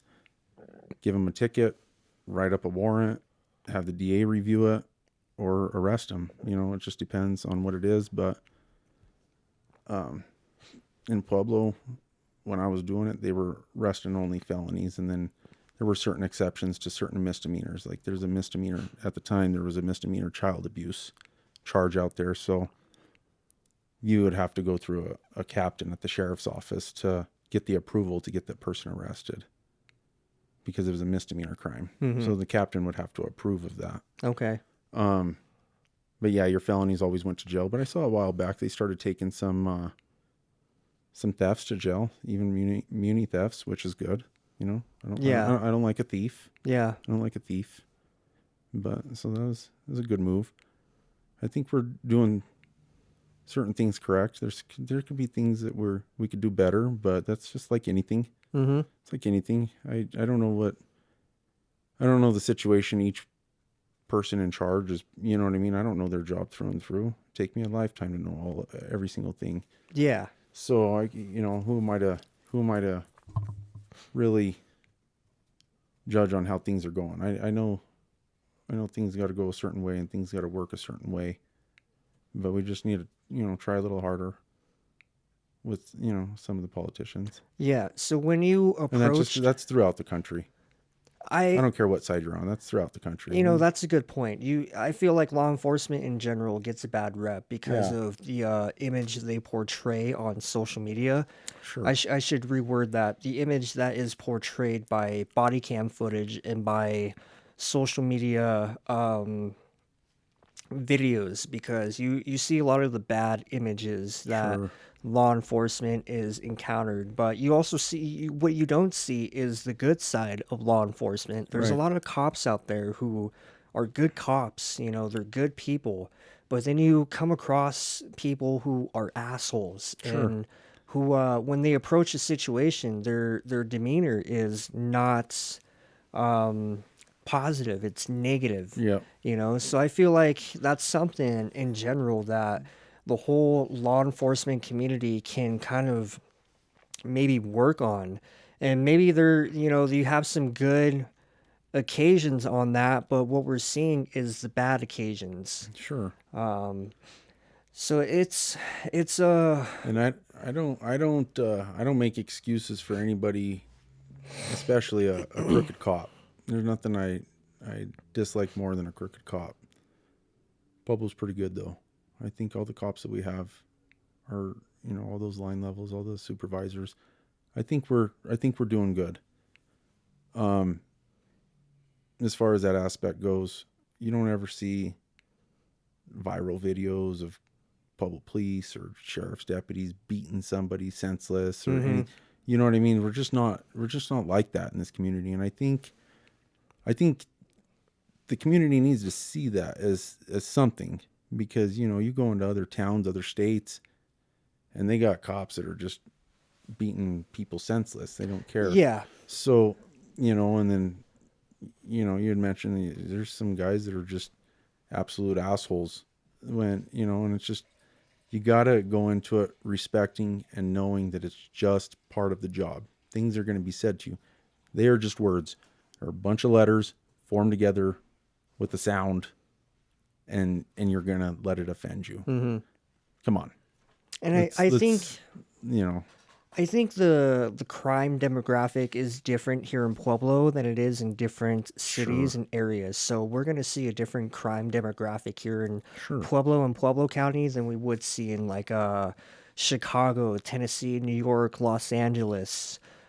Just because our demographic is different. But I will say that our law enforcement officers have done a very good job on handling situations that could have escalated to a point Absolutely. to go viral. But, again, it goes back into the crime demographic. What kind of Mm-hmm. crimes are being committed in Pueblo County? It's not like you're catching someone who's high on fentanyl who just got done with a robbery and you caught him on a bad day. Maybe you approach the situation in a bad manner and they end up escalating the situation more so than it needed to be, Sure. and someone's videoing it and it goes viral. I think that's not the case in Pueblo County, but No. in other cities and places, yeah, it sure can be. Mm-hmm. So when you're patrolling, what is the crime demographic that you've seen in Pueblo County? Was it more I so would like say, a drug problem, a homeless problem, oh or yeah. like So, robberies? Like what? so, Pueblo's definitely had fair share of all of that. In my own experience, I would see a lot of burglaries, theft from autos, people leaving their vehicles open, and you wouldn't believe some of the things that get stolen. Social security cards, credit cards, cash, jewelry. I don't know why anybody would leave that in their car unlocked, but it happens. And I understand that life happens and people are just, forgetful and things like that. But if that's a habit that needs to be broken. Um, yeah, auto theft, definitely burglaries. Burglaries were a big thing. That's like nobody wants to. People can Like handle being stolen from, you know what I'm saying? breaking But and entering kind into of your thing. house, yeah. So a lot of people can deal with something being stolen off of their property or something like that. But when you're a victim of a burglary or even a theft from auto, when someone goes in your house or your car, there's something violating about that. That's your personal space. Mm-hmm. Some criminal said, fuck you, I don't care about your privacy or your personal space. I'm going to invade it. So that'll jack with people. You know what I mean? They don't feel safe in their own home. So that's a problem. That's a big problem. It's not like a huge problem in Pueblo, but it's a big problem. It'd always be nice to have less. Mm-hmm. What else? You get your domestic violence. Those can turn haywire too. You have somebody that calls on their loved one and then they see their loved one being put in handcuffs. That's traumatizing. Even if you're pissed off at them and you just called the cops on them, it's traumatizing. You don't ever want to see like crimes against children. Never, never. Is that something you've experienced? Yeah. Yep. What is an experience that challenged you, mentally, that you kind of had to take a step back and really think about how you approach the situation?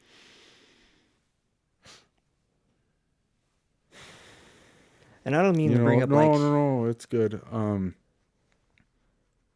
I've had calls where I've seen people stabbing themselves to death. I've seen calls where there's been a deceased 1-month-old baby. Those are always tough, man. Crimes against children, the worst crimes you can possibly imagine. Oh, man. And it's just, there's nothing easy about that. And that's why law enforcement needs some more help, because you'll have that and then you're just expected to come to work the next day and deal with the next bullshit. Yeah. And so, and just forget that happened. You know what I mean? You can't, especially when it's a crime against a child. You go home and you love on yours. You know what I mean? You love on your kid, and it just makes you appreciate them so much more. I have a 10-year-old boy, and I can never imagine something so heinous and so awful happening to him. So I can't even imagine. I've seen the fury in other fathers' eyes, and I couldn't blame them one bit. You know what I mean? I truly couldn't blame them. I'd feel the same way that they felt. I'd say the same things. I'd want to do the same things that they said that they were going to do to that person. I can't blame them. I have zero sympathy for anybody who offends a child. And that's something I've heard quite a bit from the whole spectrum of EMS law enforcement, is when you have kids and you encounter a situation that's dealing with kids, no matter it be abuse, violence in any sort of form, or death even, it haunts you a little bit, because then it Absolutely. makes you think about your kids, and it just gets the mind, rolling, and it can take you down a dark loophole if you let it, and Yep. it's really hard. And it's hard, like you said, because you got to show up the next day and pretend like nothing happened and go into your job again the best of your ability. So do you think there's, like, what can we do better to keep that retention within law enforcement? Because there's a high turnover rate. there's people that, are coming laterally or leaving and then go do somewhere else laterally. And for those that are listening that don't know what lateral is, it's where you get a certain amount of time on these jobs, fire, law enforcement. You spend 2 years and then you see a position that is hiring for lateral transfer. That means you have a certain amount of experience you have gained under your belt. You have these certifications. You can go apply to these positions and work for them. And you can laterally change into a different agency already because you have those experience and certifications under your belt. So, little kind of rundown. But back into the question, what do you think we can do to kind of uh, prevent that retention, and provide better benefits for our law enforcement officers? Do you think it's like a leadership problem or like a pay problem? You know, from my own experience, just being inside the whole situation, being in law enforcement, I would say part of it's leadership, part of it's policies, part of it's procedures, part of it's the good old boy system. But then it just doesn't stop there. It moves on up. Nobody wants to accept accountability. If you take a report on, say, a welfare check or something, then the agency is going to want you to send that report over to DSS to review that. You know what I mean? Mm-hmm. Or something happens, they want you to send it over to the DA's office to push that onto the DA's office so they make the call. Mm-hmm. Nobody wants to take accountability and just make the fucking call. And just do their job. And do it to the best of their ability. But then it just kind of goes up from there. Where you got lawmakers, specifically here in Colorado, and not all of them. People can go look up who, and I don't need to say, but there are lawmakers here in Colorado that are just really fucking up these laws. And we're seeing a beautiful state get turned into this like cesspool. And it's not happening everywhere. And you got all these small towns and communities doing what they can with what they have to try to prevent that from happening. But these laws are being passed up at the state, and it's just helping criminals. And it's just like, I don't know what the point of it is. They just don't want to hold anybody accountable. I don't know if it's a housing issue. I don't know if it's a budget issue that they're looking at on their end to make these decisions. But something's got to change. I mean, we're going to look like California here pretty soon. Like Denver's looking like San Francisco right now. It's just kind of a shame. It's, I love the state. I love all the people, and I love my community. And the last thing, my family settled here. You just found it in 1904. So last thing I want is where my family settled over 100 years ago to be fucked up. There's a lot of people that have worked their ass off in this state, and the last thing they want is their business to be screwed up, or, policies and laws coming down that are going to affect small businesses, medium-sized businesses. So, yeah, I just go to the Colorado website and see what laws are about to pass, or which laws are being proposed, or whatever, and write your representative. Be a voice. I don't care what side you're on. You're given that voice. Use it. If you disagree, use it. If you agree, use it. It's no big deal. Mm-hmm. Sometimes you're going to be listened to, and sometimes you're going to be ignored. But it's just all part of it. At least you said your piece.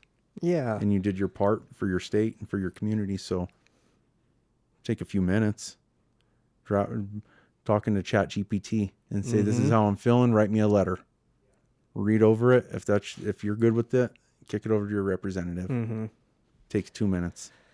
I think a lot more people should be on that level and be more in tune with the legal aspect that's going on in their state.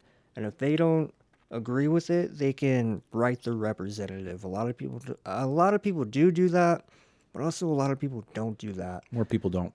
I want to go back into what you were saying with like the housing or the financial. I think those are two big factors because again, most of these detention centers are understaffed, even with DOC, Sure. the Department of Corrections. They're understaffed and they don't have enough personnel to deal with what's going on inside these facilities, nor are they getting paid enough. So they start requiring mandatory overtime. I don't know if that was a thing back when you were Oh working, yeah.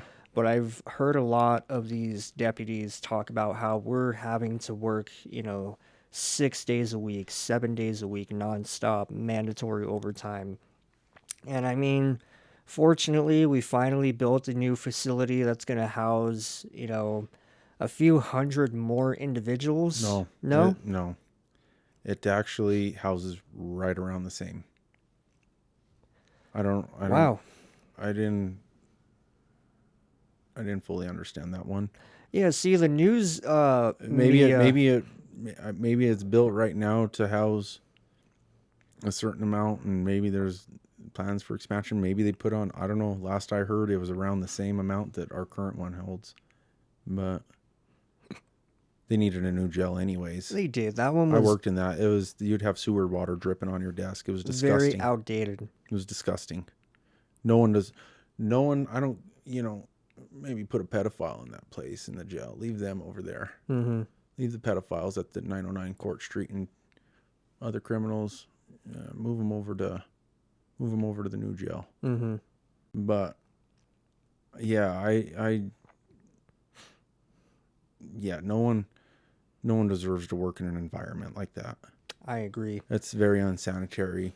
I remember I was sick a lot when I'd work in the jail. Really? I was sick a lot. It's interesting. I haven't heard that too much, but I've heard it's unsanitary. It's disgusting. It is outdated. Even the inmates they're suffering. No matter what kind of crime they committed, They're still human beings. They're still And, human beings at the end of the day. Sure, it's not like everybody in there is a murderer or something, but it's just somebody, most of them just hit a low point in their life and they're in a rut and they need to get out of that rut. But you can't treat them any different. Mm-hmm. You know what I mean? So, yeah, no one deserves to live in conditions like that or work in conditions like that. It's just completely unsanitary. And then when you got that many people in an unsanitary environment, you're just asking for problems. You're asking for some sort of outbreak or something. Yeah. I don't know, just something nasty. You're just, nasty stuff has flowed through that jail for sure. But yeah, it's, they don't talk about it, but like there's flu outbreaks that happen in there and things like that. And it's crazy. It gets crazy. Yeah. You got to move everybody, put them in quarantine. When COVID hit, they had white tarps up and all this kind of crazy stuff. But yeah, it's just an environment you don't want, you got a lot of men in there, and we all know men are pigs. Mm-hmm. Men are pigs. Mm-hmm. So that doesn't help, but it'll be good. It'll be good. It'll be a good change of environment. Yep. So, with these kind of issues going with the laws, the leadership, within the Pueblo County Sheriff's Office, did that kind of initiate your decision to run for sheriff? What was your why behind that decision? I just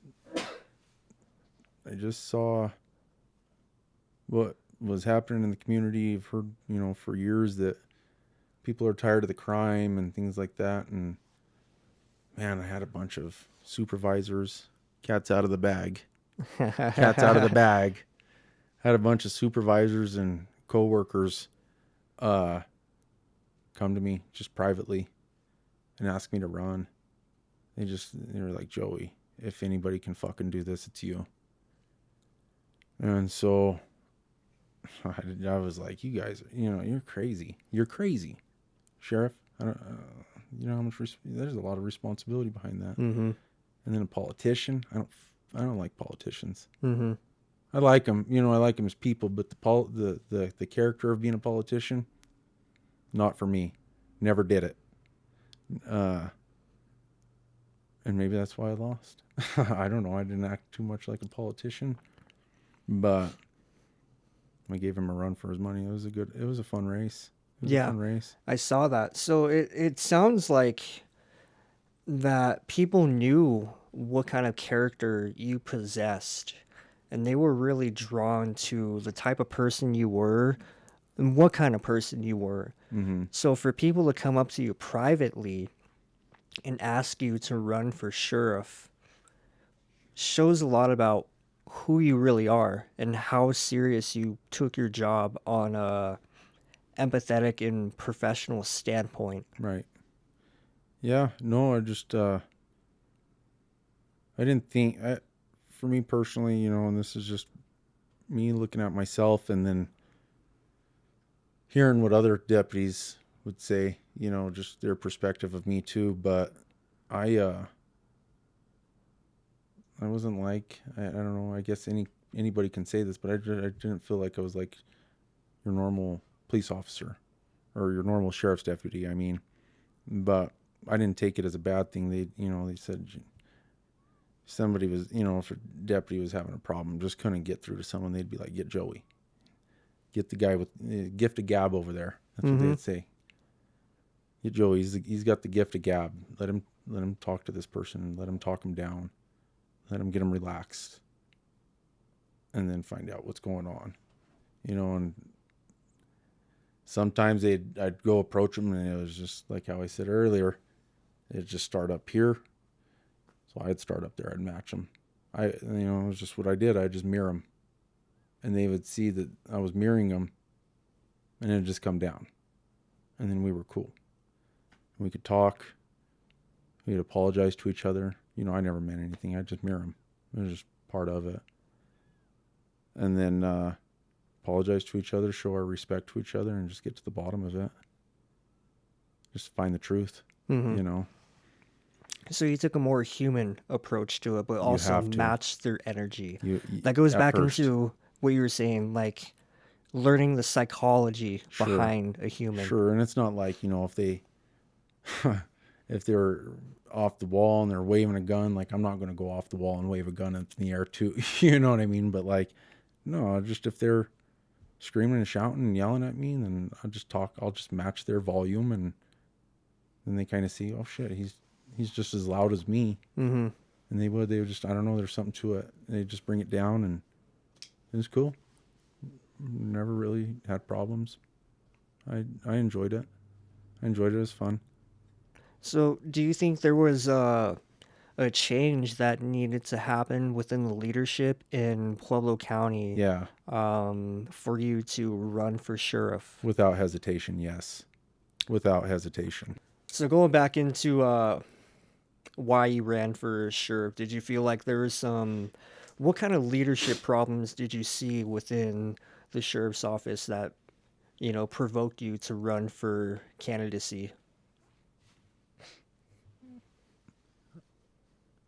I'd say a lot of intimidation from certain leaders, not all. There's some, man, there's some good ones. There's truly some, I mean, they're just off the chain, like good leaders. But then there's, just handfuls, just a little handful of some where you're just like, man, you're a professional in that industry, and you're just afraid to make a fucking decision because you're just like, how are they gonna handle this? This is in my thought process. This is what I was observing. This is what I was seeing. This is what I was feeling. And then you're gonna have some outsider that you work for critique you like they're a fucking defense attorney. So now you got your leaders against you, and then you got the defense attorneys against you. You got the media against you. So, and then you got, you got the lawmakers against you with the laws that they're passing and stuff. So sometimes you just kind of feel like your hands are just tied. And I think that's why there's a decline in people wanting to be cops right now.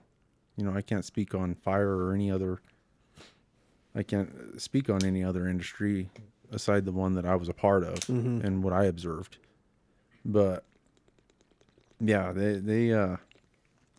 there's just some issues, but nothing runs perfectly, especially in the government. Nothing runs perfectly. That should just be known and just accepted, but it better run as proficient as humanly possible if we're fronting the bill for it. Yeah. You know what I mean? So,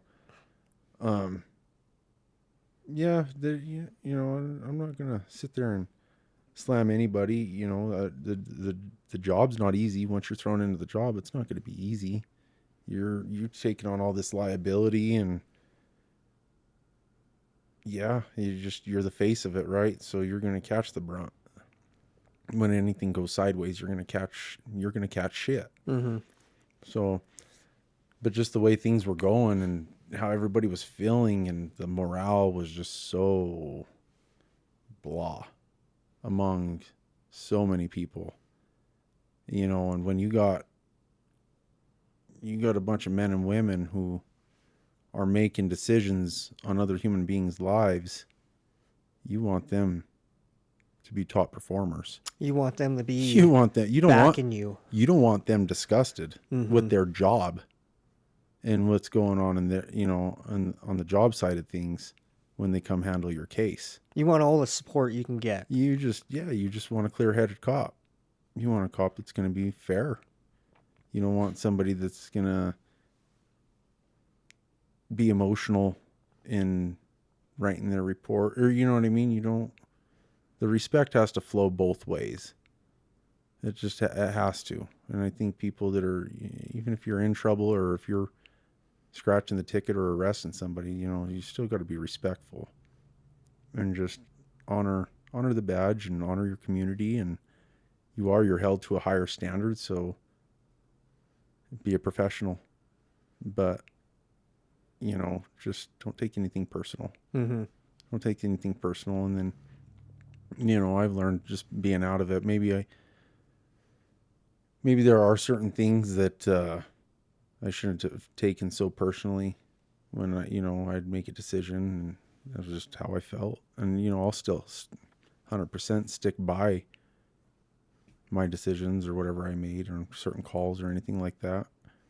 Because I've never gone into a call with hate or malice in my heart, or I'm just going to get this guy, or, you know what I mean? It's just not like that.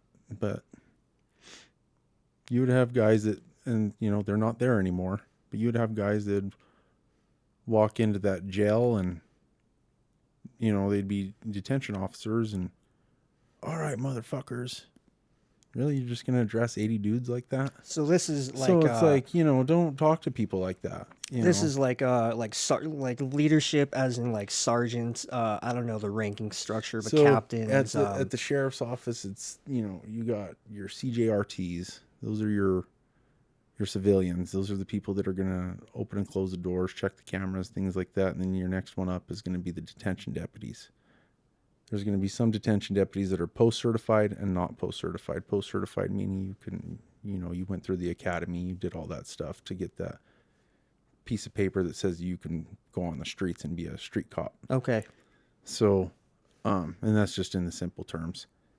And then you got your patrol deputies, and then you got sergeants for the patrol division and the detention bureau. And then lieutenant, captain, chief, undersheriff, sheriff is how the ranking was. And then they actually, I'm missing one. They have above the deputy, there's a master deputy. So which would at the police department would be called a corporal. So it's the same thing, but it's just master and corporal is just you've put in a long time. You know what I mean? You just put in a long time. But no, I think what we got going right now is pretty good for the most part. there needs to be some changes made, and I think those changes are coming. So it'll be good. Pueblo's on the right track. Pueblo's on the right track. A lot of people get disgusted. Maybe there's certain things that are happening that they're not happy with, but for the most part, Pueblo's on the right track. I think everybody's doing a pretty good job for the most part. That's a good perspective coming from a former 10-year veteran within the agency. So to hear that perspective gives the community some enlightenment, some positivity to kind of look into the future for law enforcement within Pueblo. So thank you for that insight. Yeah, of course. That's really informational. Let's get into a more positive note. So, Please. like we discussed, we got that slopper box back there, Yes. and you're kind of taking over the Musso's Markets, the websites, and trying to package and deliver fresh produce to people's doorsteps. So, take me a little bit about like that business plan and like why you're doing this. So, I like I said, I was after I exited the sheriff's office, I got a job over at Spradley Chevrolet. I was actually certified at Hyundai, Kia, and Chevy. Got into car sales, and I was doing very well doing car sales, but it's in my blood. It's in my blood to just hustle for myself. Nothing against anybody. I did great at Spradley. After I was canned by Lucero, within a week, I had a job over there at Spradley. So, and I got to thank Carol Spradley for that, because she really helped me out on that one. That was, Carol, if you're watching this, man, I appreciate you. Shout out to her for sure. She was there when nobody else was. So I gotta give it to her for that. Absolutely. So thank you, Carol. But yeah, so started selling cars there, and did very well. But I found myself stewing and wanting to do my own thing. So I talked to him, and we parted ways, and I still love them all over there. They're a good group of guys. They're actually some very trustworthy salesmen over there. Actually, Spradley is very family friendly over there. They work with you, and I'm not just saying that. They actually, that was being an insider over there. They really do help out where they can. So got to appreciate that. That's like a very community thing to do. I can't say how the other dealerships work. I didn't work for them. I'm not knocking them. I'm not saying that they didn't do that. And just my own experience, I saw, how it was over there. But yeah, she gave me the job, and I got the experience through that. But like I said, I was just finding myself stewing and just thinking about like my idea for a website. And so I did some research and found the domain and paid a chunk for it, because it's a one-word domain. So that was the first step. And then contacted some good people over at High Speed Media. They actually helped me out. They helped build my website, and I told them kind of what I was wanting, and I'm still perfecting it. I don't know a whole lot about technology, but we got it set up now. And I this summertime I was selling produce and roasted chili bushels. And so you go online at mussos.com during that season, and yeah, you would have fresh produce and roasted chilies delivered right to your door. And it was pretty nice, pretty convenient. Like I said, we're living a very busy American lifestyle. So this is for the people that don't have time to go out to the farms.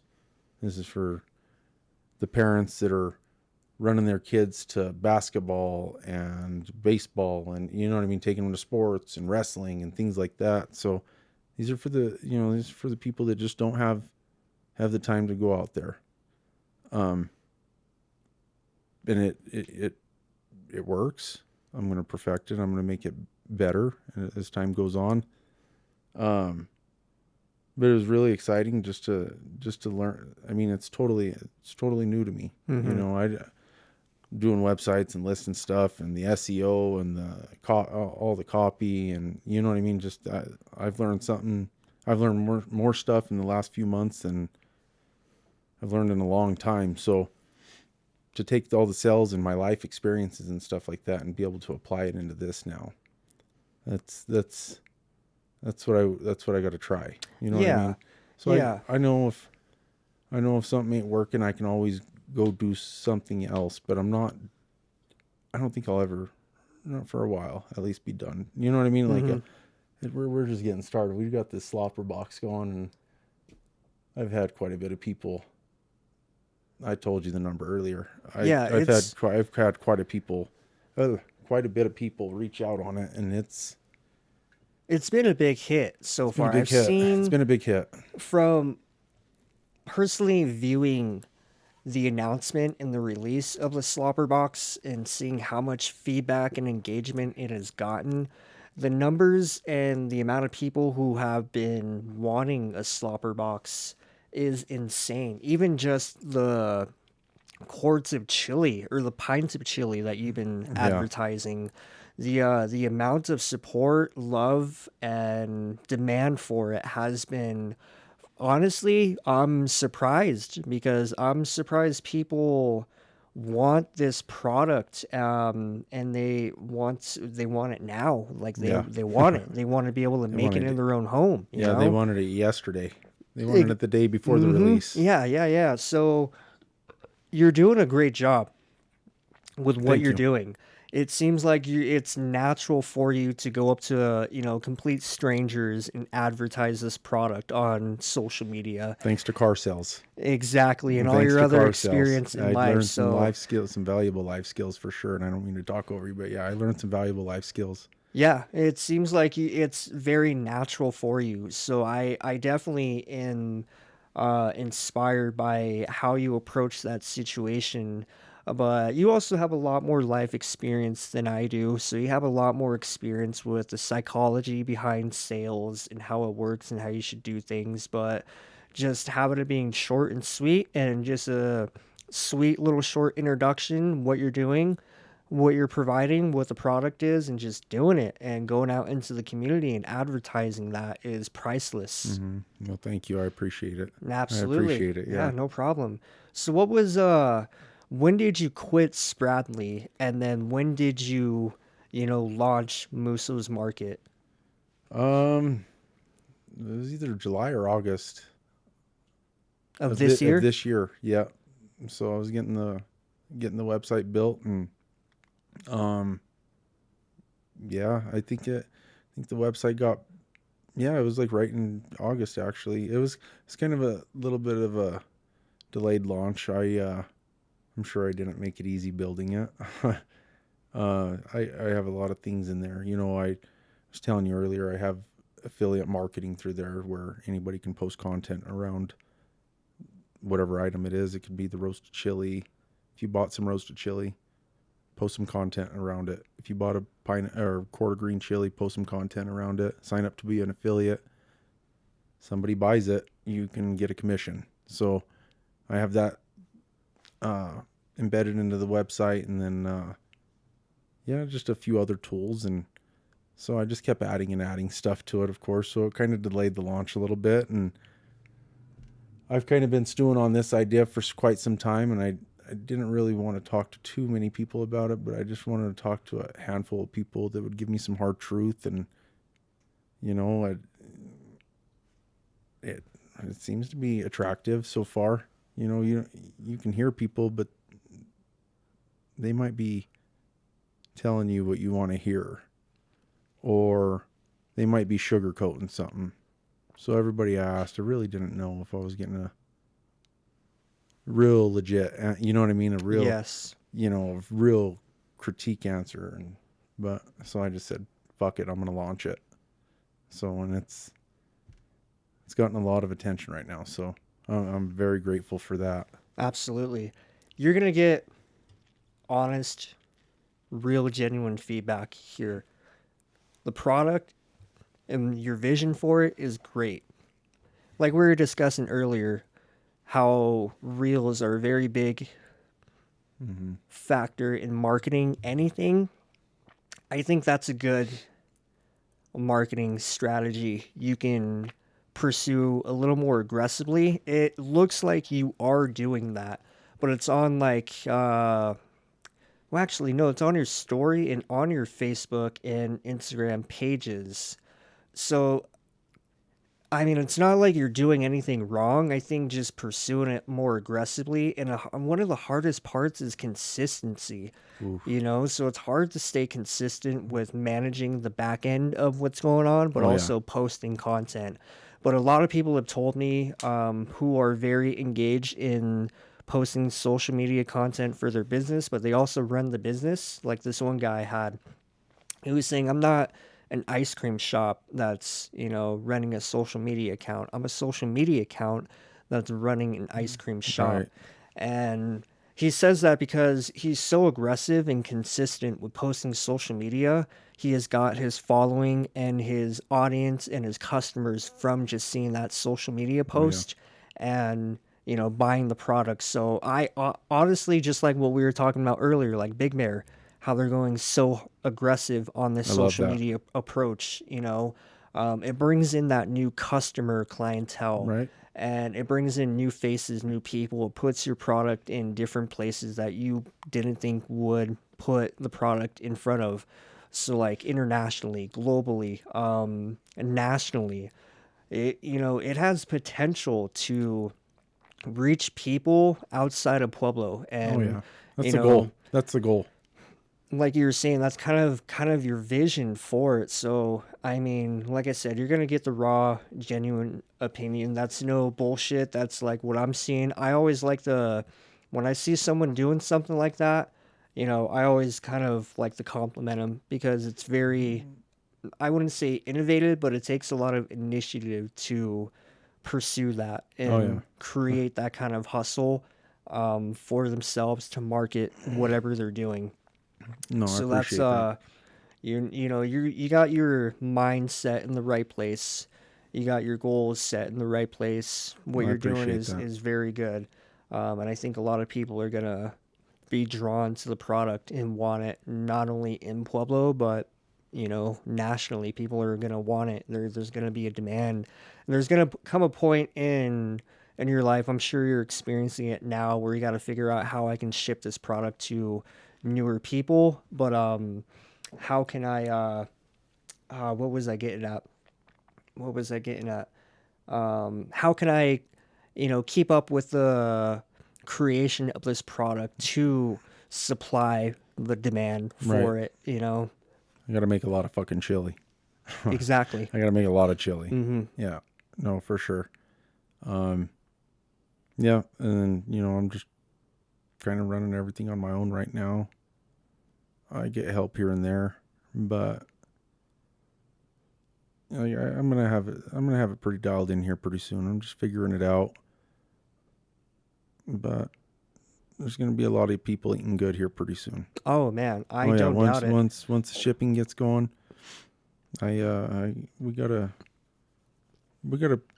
pretty good plan in place. So I don't doubt it, man. I'm gonna be eating good here yeah, soon too, yeah, and I'll be sure to like do some type of content around it. I wanna uh not necessarily do an unboxing, maybe an unboxing, but like I got a slopper box. This is what's in it. uh-huh. I'm gonna cook a slopper right now. Maybe take them through like, you know, the cooking Mm-hmm. process and the end result, but something around it, because that's Well, I told you I'm gonna be creating some videos here pretty soon with Mr. David Armento, the David Took It. oh yes, yes, Yes, yes. sir. Yes, sir. So And I'm excited he about that. He's top notch too. very top Oh notch. yeah. He'll be a good person to connect with and kind of take that content Oh game to yeah. the next level. Because Yep. he's very dialed in. He knows what he's doing. Um, and he'll be telling you what to do. So don't take any. Nope. I'm all ears, man. I'm Yeah. excited. Just how I was excited to be on here. It's a new experience, so that's gonna be a new experience for me Mm-hmm. too. So I look forward to it. It's gonna I be. look forward to it. We're gonna be getting that done here pretty soon. I'll do an unboxing video and whip up a slopper or something Oh like that. yeah, So it'll be a catalyst. show people how it's done. Mm-hmm. So yeah. Even like going to the stomping grounds, going to Musso's and just showing them how a slopper's made, or showing them the kind of products, where you get the product from. So I just want to be able to show people just right from a kitchen, right? Mm-hmm. You get the box, you unbox it. This is what you do. Mm-hmm. And so I don't want to have it at any business, because I want people to be able to see it in a home setting. Okay. You know what I mean? Because Yeah. that's the whole purpose of it, is it's happening at home. So just show them how easy it is. You just got to fry up some burgers, throw Yeah. some salt and pepper on some burgers, Yep. and throw that chili in a pan and heat it up, and it'll defrost, it'll thaw. Yeah. And you're good to go. Shred some of that spring side cheese on it, and you're done. It's so good. Ooh. Oh yeah. Do you toast the buns too? Yeah. Oh yeah. Okay. You got to toast the buns. Get some olive oil on those, so you'll see the buns. You got to cut it through it's an 8-inch like sandwich roll. Uh-huh. So you cut through the middle of it, and then you open it up, put olive oil, and then just toast it. And I'd toast the top too. Okay. But yeah, then you can put 2 patties on that, or you can cut that part in half, put 1 patty. If you want to leave the top on, you want to pour it over, just however you want to do your slopper. Yeah. You know what I mean? But yeah, that one, I threw a little extra stuff in that one for you. Right But on. Right on. feeds up to 12 though. I was gonna ask. Feeds So up the to serving 12. size is up to 12. Yep. Damn. Yep. Hell yeah. Yep. That is that's awesome, man. What was I had a train of thought. That happens quite a bit, where you have a train of thought and then you lose it. Man, what and then it just went out my head, but that's fine. If it comes back to me, Comes back, it comes back. it comes back. But I think that's it. I'll definitely do like some content around that. So yeah, stay tuned for that. I'm excited to bust that open Yeah, heck and yeah. cook some sloppers. That's what it was. Who do you think has the best slopper in Pueblo? Before we end it out. I think we should ask the viewers. Ooh, that is a good question. I think we need to ask the viewers. That we should do like a poll. I think you should do a poll. Okay. Right? Because Yeah. we know who won the competition on the Travel Channel between Sunset and Coors, but maybe that still stands. Maybe that's different now. Yeah. I know Derek doesn't like the Coors slopper. No? How come? It's just not really good at all. I don't know what it is. No. It's just not good. I just like sloppers. I like sloppers too, but it sounds like it has to be made right. Yeah, Like it's there's gotta a be made certain right. amount of love and a certain ingredients you got to put into it to have it made right. Yeah. Yep. No, I don't. I've had sloppers from just about everywhere now, and I haven't really had a bad one. Me neither. No, I haven't really had a bad one. Some better than others, but Actually, that's I'm a not lie. here to promote them. I've had a bad one, but to be I'm not here fair, to promote their slopper. yeah. I'm To be just fair, at work we have a cafe, right? And it's hospital food. It's not going to be the greatest food, but they have green chili and they Yeah. have a burger. Yep. So I'm like, all right, I'm going to put some green chili on this burger. Probably not the greatest slopper I've ever had, but it'll do. Yeah, it'll pass. When I go to other states and I see like a chili cheeseburger, I'm like, all right, let me give it a try. In other states, it's just cowboy chili on Yeah. burgers. It's Right. not like green chili on burgers. I'm gonna be carrying red chili here pretty soon too. Oh, dude, I'm excited to see that Oh drop. yeah. Oh yeah. And they'll be in packs like where you can get a green and a red, or 2 green, 2 red. You know what I mean? Nice, So man. yeah, we'll have all that coming out here pretty soon, but just kind of rolling out things a little bit at a time. Yeah. Just pacing it. Well, I'm excited to see the future for Me too. the website and these products and how many people it'll reach, not only in the community, but nationwide, Right. globally, even, Right. you know? Yeah, it's crazy. Only time will tell. Only time will tell. I think time, hustle, consistency, and grit. Absolutely. You know, those are the Stay, four. stay humble. Exactly. Those are the four things that will take any kind of platform, or any vision, any goal to the next level. I want 1 billion people to try a slopper. That's a great goal. I want 1 billion people to try a slopper. So You got to dream big. gotta dream big. Why settle at 1,000? Why settle at 10,000? Mm-hmm. Might as well be 1 billion. Absolutely. So I want to feed 1 billion people a slopper Absolutely. or a sausage sandwich. 1 billion people between the two, that'd be all right. They're both I'll great take that. products. Yeah, I'll take either one. If nobody's tried a grinder or a slopper, I mean, God, man, you're missing out. You got to try both. Grinders and sloppers are so great. They're delicious. It's crazy. I don't know who thought about these, but they're great. But actually, I have one last question before we end it out. How did the Pueblo chili originate? Do you know that? You know, there's a good story out there on the internet on Mike Bartolo, and he kind of helped make that seed somehow. He kind of did his own thing and crossbred, or did certain things, put genes, spliced stuff. I don't know what he did, how he did it. I saw the story years ago on the news before it was fake, but it was actually a really good piece. But you should look it up because it kind of explains how he did all that. I don't really remember a whole heck of a lot, but pretty much how Pueblo chili became the Pueblo chili. What was his name? Mike Bartolo. Is he from Pueblo? Yep. Okay. Pueblo I'll look native. that up. Yep. Yeah. Everybody should look it up. It's a pretty cool story.